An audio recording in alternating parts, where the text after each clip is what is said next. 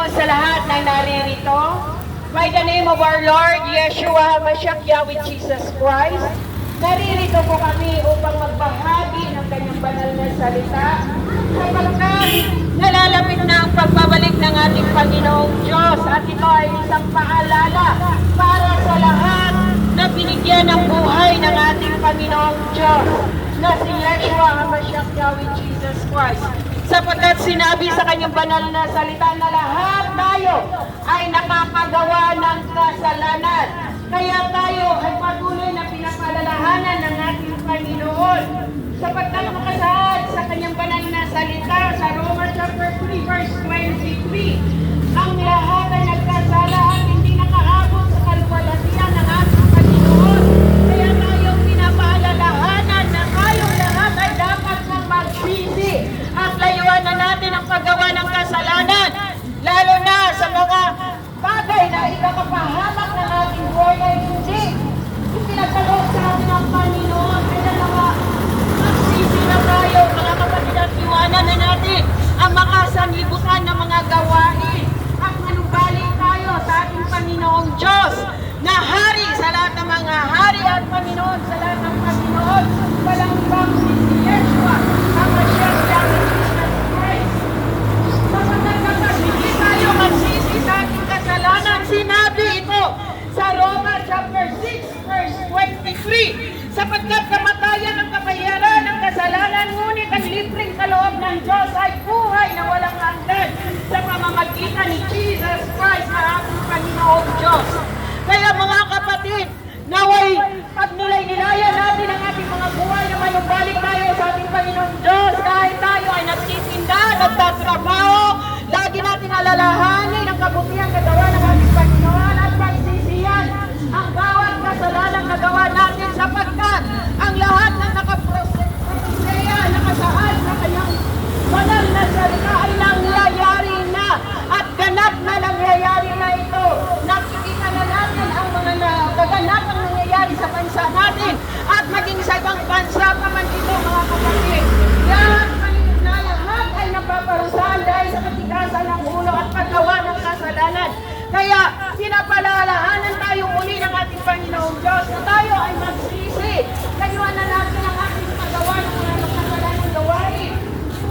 Dahil natin nalalahanin na mahal tayo ng Panginoon, mga kapatid. Sapagkat sinabi niya ito sa Romans chapter 3 verse 16, mahal tayo ng Panginoon at ayaw niya na tayo ay mapahamak. Ayaw ng Panginoon na may mapahamak sa atin.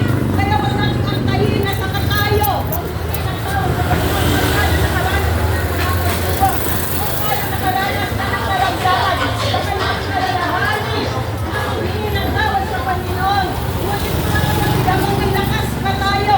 Lumapit na tayo sa Panginoon at pagsisihan na natin ang ating mga kasalanan. Layuan na ang mga ikakapahamak ng ating buhay. Mamigay ka na pag may dadaan. At tanggapin natin ang ating Panginoong Diyos ng puso natin. Alalahanin ang lahat ng kabutihan na gawa niya sa atin. Sapagkat sinabi niya sa 1 chapter 1 verse 12, subalit ang lahat ng sumanggap at sumampalataya sa Kanya ay binigyan niya ng karapatang maging mga anak ng Diyos. Kaya kung tayo ay lumapit sa Panginoon at makipagrelasyon sa Kanya, makipag-usap sa ating Panginoon at sisi sa ating mga kasalanan, ay tatanggapin tayo, mga kapatid. Huwag natin antayin na matulad tayo sa mga naparusahan na ating mga ninuno sa kapanahunan nila.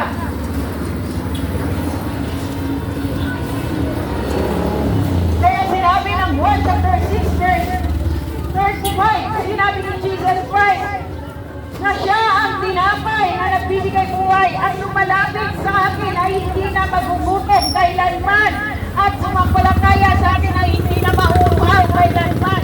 Kaya mga kapatid, bigyan niya ng pagkakataon na mag-usap sa Panginoon at manumbalik sa Kanya. Sambahin siya sa banal na Espiritu at katotohanan na kahit nakaupo ka dyan, pwede kang makipag-usap sa ating Panginoong Diyos at pagsisiyan ang anumang nagawa natin kasalanan sapagkat lahat tayo ay nakakagawa ng mga kasalanan sa isip, salita o gawa man ito ay hindi natin ito maitatago sa ating Panginoong Diyos.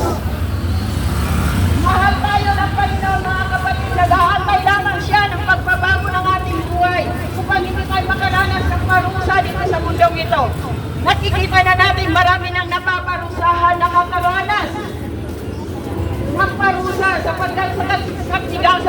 mundo. Kaya naway magsisi na tayo mga kapatid, kumapit sa Panginoon at magbago na. Repent habang may pagkakataon pa. Lumapit sa Diyos at